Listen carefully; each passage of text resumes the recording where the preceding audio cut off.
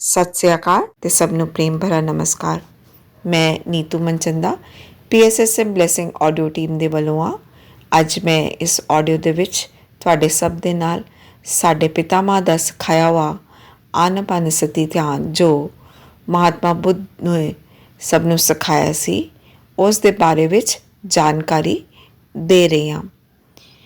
ਆਨਾਪਾਨਸਤੀ ਪਾਲੀ ਭਾਸ਼ਾ ਦਾ ਸ਼ਬਦ ਹੈਗਾ। ਆਨਾਪਾਨਸਤੀ ਦਾ ਅਰਥ ਹੈ ਆ ਮੀਨਸ श्वास ਲੈਣਾ, ਅਪਾਨ ਮੀਨਸ श्वास ਛੱਡਣਾ ਅਤੇ ਸਤੀ ਦਾ ਅਰਥ ਹੈ श्वास ਦੇ ਨਾਲ ਇੱਕ ਹੋ ਕੇ ਰਹਿਣਾ। ਇਹਦੇ ਵਿੱਚ ਸਾਨੂੰ ਆਪਣੇ ਮਨ ਨੂੰ ਸਾਡੀ श्वास 'ਤੇ ਕੇਂਦਰਿਤ ਕਰਨਾ ਹੁੰਦਾ ਹੈ। ਇਹ ਸਭ ਕੁਝ श्वास ਦੇ ਨਾਲ ਅਨਾਯਾਸ ਅਤੇ ਆਨੰਦਮਈ ਏਕਤਾ ਦੀ ਅਨੁਭੂਤੀ ਕਰਾਉਂਦਾ ਹੈ। ਕੋਈ ਵੀ ਮੰਤਰ ਦਾ ਉਚਾਰਨ ਨਹੀਂ ਕਿਸੇ ਵੀ ਰੂਪ ਅਤੇ ਕਿਸੇ ਆਕਾਰ ਜਾਂ ਕਿਸੇ ਦੇਵੀ ਦੇਵਤਾ ਜਾਂ ਕਿਸੇ ਗੁਰੂ ਦੇ ਦਰਸ਼ਨ ਨੂੰ ਅਸੀਂ ਮਨ ਦੇ ਵਿੱਚ ਸਥਾਪਿਤ ਨਹੀਂ ਕਰਨਾ ਹੈ। ਨਾ ਹੀ ਕਿਸੇ ਹਠਯੋਗ ਅਤੇ ਪ੍ਰਾਣਾਯਾਮ ਸੰਬੰਧੀ ਅਭਿਆਸ ਜਾਂ ਕੁੰਭਕ ਸਾਂਸ ਨੂੰ ਕੁਝ ਸਮੇਂ ਵਾਸਤੇ ਰੋਕਣ ਲਈ ਇਸ ਤਰ੍ਹਾਂ ਦੀ ਕੁਝ ਵੀ ਕੋਈ ਜ਼ਰੂਰਤ ਨਹੀਂ ਹੈ। ਕਿਸੇ ਵੀ ਪ੍ਰਕਾਰ ਦੇ ਸੁਖ ਆਸਨ ਨੂੰ ਚੁਣ ਸਕਦੇ ਹਾਂ। ਇਹਦੇ ਵਾਸਤੇ ਸਾਡਾ ਆਸਨ ਜਾਂ ਬੈਠਣ ਦੀ ਮੁਦਰਾ ਕੰਫਰਟੇਬਲ ਹੋਣੀ ਚਾਹੀਦੀ ਹੈ। ਸਾਡੀ ਉਂਗਲੀਆਂ ਇੱਕ ਦੂਸਰੇ ਵਿੱਚ ਫਸੀ ਹੋਣੀ ਚਾਹੀਦੀ ਹੈ, ਦੋਨੋਂ ਹੱਥ ਦੀਆਂ, ਯਾਨੀ ਇੱਕ ਹੱਥ ਦੀ ਉਂਗਲੀ ਦੂਜੇ ਹੱਥ ਦੀ ਉਂਗਲੀ ਵਿੱਚ ਫਸਾਉਣੀ ਚਾਹੀਦੀ ਹੈ। ਆਂਖ ਬੰਦ ਕਰਨੀ ਚਾਹੀਦੀ ਹੈ। ਸਾਡਾ ਤਾਂ ਇਹ ਹੋਣਾ ਚਾਹੀਦਾ ਹੈ ਜਿਤਨੇ ਵੀ ਸਾਡੇ ਮਨ ਵਿੱਚ ਵਿਚਾਰ ਆ ਰਹੇ ਹੈ ਉਸ ਤੋਂ ਆਪਣਾ ਧਿਆਨ ਹਟਾ ਕੇ ਆਪਣੀ श्वास 'ਤੇ ਲੈ ਕੇ ਆਉਣਾ। ਫਾਲਤੂ ਬੇਕਾਰ ਵਿਚਾਰ ਪੈਦਾ ਹੁੰਦੇ ਹੀ ਉਹਨਾਂ ਨੂੰ ਸਮਾਪਤ ਕਰ ਦੇਣਾ। ਧਿਆਨ ਦੇ 3 ਚਰਨ ਹੈਗੇ ਨੇ। ਆਨਾਪਾਨਸਤੀ, ਕਾਯਾਨੁਪਾਸਨਾ, ਵਿਪਸਨਾ।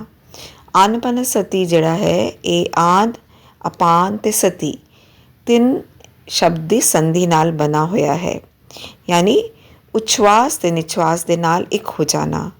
ਜਦ ਅਸੀਂ ਆਪਣੀ ਪ੍ਰਾਕ੍ਰਿਤਿਕ ਸਾਂਸ ਦੇ ਨਾਲ ਇੱਕ ਹੋ ਜਾਂਦੇ ਹਾਂ ਅਤੇ ਮਨ ਵਿਚਾਰ ਸ਼ੂਨਯ ਹੋ ਜਾਂਦਾ ਹੈ ਅਤੇ ਕਾਸਮਿਕ ਐਨਰਜੀ ਸਾਡੇ ਸਰੀਰ ਵਿੱਚ ਪ੍ਰਵੇਸ਼ ਕਰਦੀ ਹੈ।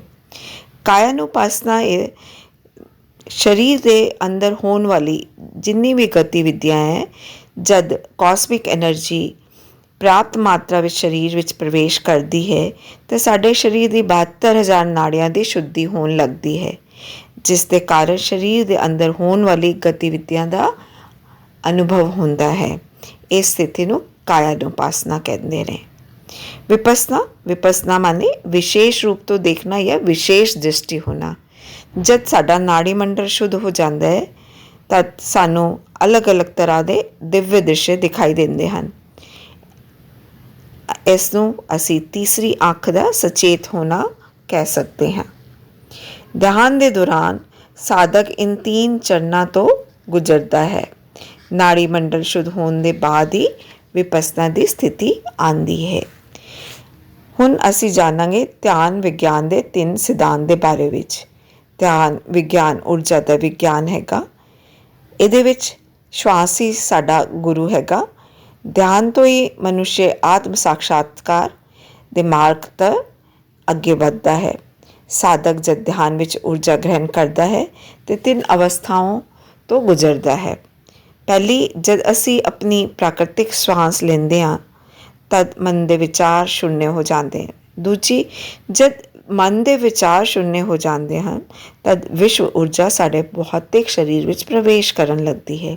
ਤੀਜਾ, ਜਦ ਵਿਸ਼ਵ ਊਰਜਾ ਪ੍ਰਾਪਤ ਮਾਤਰਾ ਵਿੱਚ ਸਰੀਰ ਵਿੱਚ ਪ੍ਰਵੇਸ਼ ਕਰਦੀ ਹੈ ਤਦ ਦਿਵਯ ਚਕਸ਼ੂ ਅਤੇ ਆਂਤਰਿਕ ਸ਼ਕਤੀਆਂ ਜਾਗਰਿਤ ਹੋਣ ਲੱਗਦੀਆਂ। ਹੁਣ ਅਸੀਂ ਧਿਆਨ ਦੇ ਦੌਰਾਨ ਹੋਣ ਵਾਲੀ ਮੁਸ਼ਕਿਲਾਂ ਅਤੇ ਬਾਧਾएं ਉਹਦੇ ਬਾਰੇ ਵਿੱਚ ਜਾਣਾਂਗੇ। ਬਾਹਰੀ ਬਾਧਾएं, ਸ਼ੁਰੂ ਵਿੱਚ ਬਾਹਰ ਤੋਂ ਆਉਣ ਵਾਲੀ ਸਾਰੀ ਆਵਾਜ਼, ਸ਼ੋਰ ਆਦਿ ਤੋਂ ਹਮਾਰਾ ਧਿਆਨ ਭੰਗ ਹੋ ਜਾਂਦਾ ਹੈ। ਦੂਜੀ ਹੈ ਸਰੀਰਕ ਬਾਧਾएं, ਸਰੀਰ ਵਿੱਚ ਦਰਦ, ਖੁਜਲਾਹਟ, ਬੇਚੈਨੀ, ਗਰਮੀ, ਠੰਡੀ ਲੱਗਣਾ, ਸੁੰਨ ਹੋਣ ਜਿਹਾ ਮਹਿਸੂਸ ਹੁੰਦਾ ਹੈ।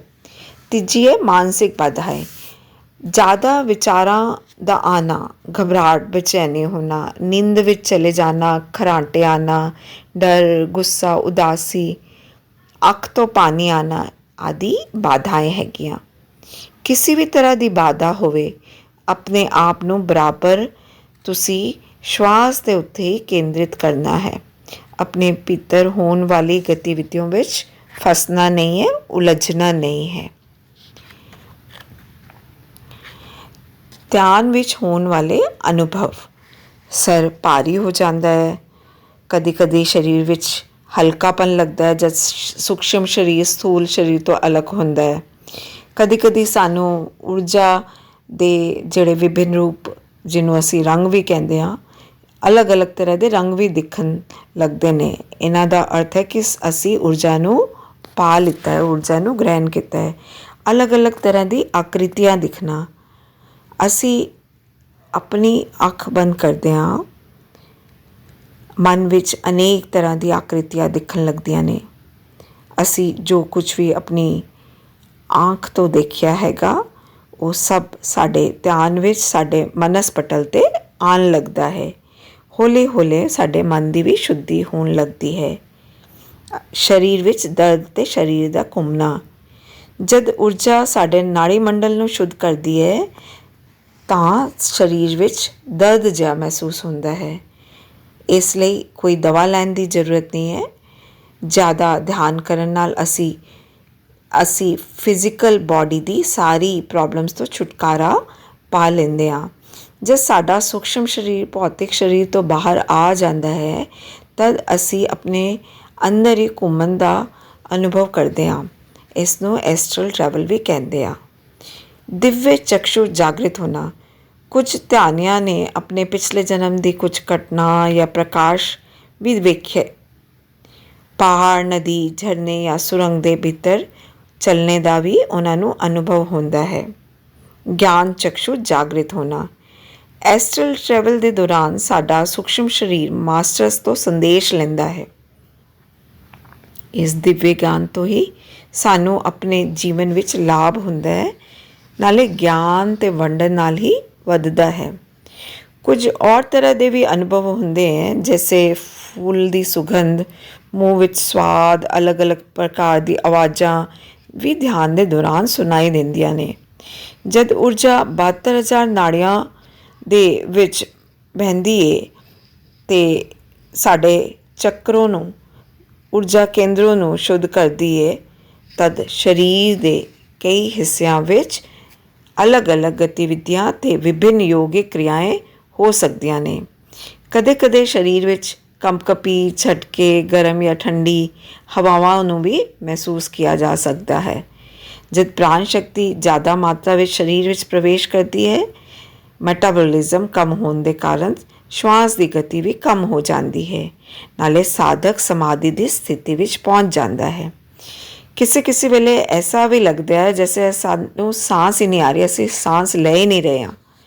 लेकिन जिस तरह असी अपने ध्यान विच गहरे उतरते जाते हैं, ऊर्जा अपनी फ्री फ्लो नाल बहन लगती है, सब कुछ सामान्य हो जाता है। हर एक अनुभव अपने आप विच अद्वितीय है। अपने अनुभव की तुलना दूजियां दे अनुभव नाल नहीं करनी चाहिए। सानू अनुभव दसते हुए या सुनते समय सानू ना ही कोई हीन भावना, उच्च भावना, आलोचना, स्पर्धा आदि महसूस करनी है। हर अनुभव नू कृतज्ञता ते नाल स्वीकार करते हुए अगे बढ़ना है। अनुभव ध्यान मार्ग विच साडी मार्ग सूचक स्तंभ हैगे ने। अनुभव अस्थाई हैगा।